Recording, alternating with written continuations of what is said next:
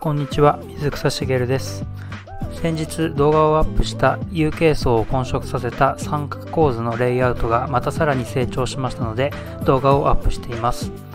立ち上げ当初は完成形を特に定めずにスタートしたのでどんな形になるか分かりませんでした。有形層が育っていく姿そのままをレイアウトに生かそうと思っていたので、ある意味ではこのレイアウトは成功したのかもしれません。それにしてもいろんな水草をこれでもかとたくさん植えていますね。正直60センチ水槽では植えすぎだと思います。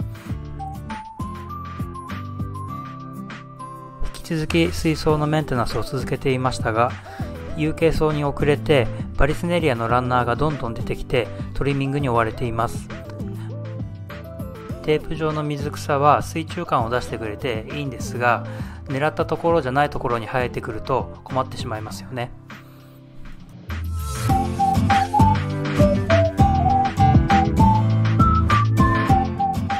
モスも CO2 をたくさん添加している影響で成長するのがとても早かったです。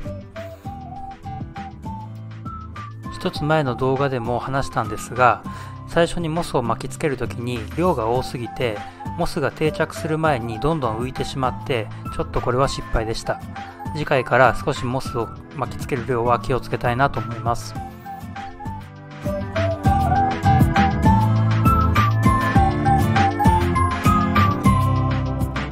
前回動画をアップした段階でもほぼ形は完成かなと思っていたんですが、さらに1ヶ月間持続して維持してみるとさらに見応えが増して少し感動したくらいでした。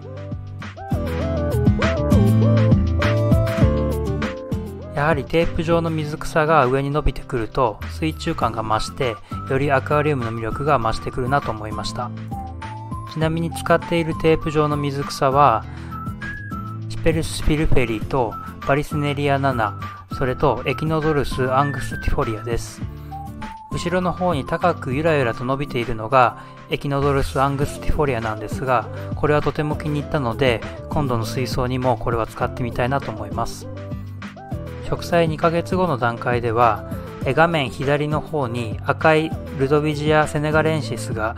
際立ってよく見えていたんですが、3ヶ月後では他の水草に圧倒されて見えなくなってしまっています。手前の方に見えているピンク色の水草がロタラ・マクランドラグリーンなんですが、テープ状の水草と一緒にボリュームが出てきて、これはこれでいいかなと思ってます。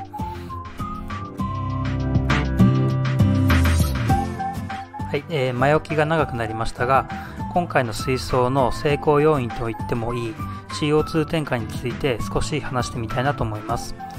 コストの面からミドボンや、化学反応式の大型ボンベで CO2 添加をしている人も多いと思いますが、スペースの問題や設置の手軽さから私はこの ADA から出ている CO2 添加システム、通常レギュレーターを愛用しています。とにかくこのレギュレーターは CO2 添加量を調整するスピードコントローラーの精度が抜群に優れていて、水草の成長段階に合わせて細かく調整ができてとても優秀なのです。デザインもスタイリッシュで専用のクリアスタンドで水槽に引っ掛けておいても結構様になります。ただしこの ADA のレギュレーターには一つ問題がありまして、専用の CO2 フォレストボトルしかネジの形が合わず、この CO2 フォレストボトルの値段が1本なんと1430円税込みというまあまあの高額なのです。60センチ水槽だとだいたい1ヶ月に2本くらいのペースで消費するのが普通なんですが、月々3000円近いランニングコストになってしまいます。加えて ADA の特約店で対面販売のみでしか手に入らず、在庫数も限られており、近くに特約店がない人には買いだめもできないという状況なのです。そんな問題を解決してくれるのがこのハルデザインさんから出ている一般流通品の安価な CO2 ボンベを ADA の CO2 レギュレーターで使用できるようになるアダプターです。見た目も ADA のレギュレーターとデザインを合わせてくれているので、装着しても全く違和感がありません。この本体価格は2800円と少しお高いんですが、これを一つ買っておけば1本400円の一般流通品の CO2 ボンベでずっと運用していけるっていうものなんです。ADA のフォレストボトルでは1300円かかっていたものが400円になれば2800円のアダプター代金を1ヶ月半で回収できてしまうことになりますね。ただしこの春デザインさんのアダプターにもちょっと弱点があって、ここに書いてある高耐久パッキンって書いてあるんですけど、このパッキンが若干ちょっと劣化しやすくって半年から1年に1遍ぐらい新しいパッキンに変える必要がありますね。これが送料込みで780円なんですけど、半年使えると考えればいずれにしてもランニングコストはかなり安くなるかなと思います。はい、これは実際に私が使っている CO2 ボンベですね。これは10本で4000円っていうめちゃくちゃ安い CO2 ボンベなんですけど、中身はちゃんとした CO2 です。はい、こんな感じで実際につけている様子ですね。色もなんかシルバーに統一されて、なんか逆にスタイリッシュでかっこいいかなと自分では思ってます。このちょうど指さしているところが今紹介した春デザインさんのアダプターですね。それより上の部分が ADA の CO2 のレギュレーターになります。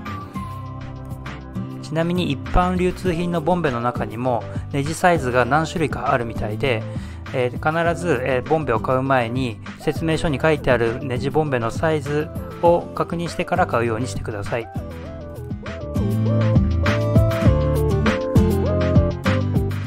ちなみに今回はちょっと失敗しちゃったんですが、水上のリシアを水中に沈めて気泡をたくさんつけるようにレイアウトする方法をやる場合でも CO2 の添加が必須ですね。このリシアの気泡をつけるレイアウトも次回の水槽で絶対挑戦したいなと思います。過去の動画でも CO2 添加の重要性については何度もお話をさせてもらっているんですが、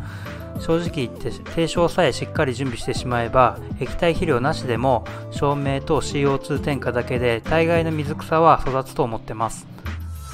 水中の過剰になった養分を吸い取って酸素を作ってくれる水草の光合成はアクアリウムの基本とも言うべきサイクルの一つなので、必ず CO2 の添加はするようにしておいた方がいいと思います。特にグロッソスティグマやヘアグラスなどで草原レイアウトを作る場合は CO2 添加は必須になります。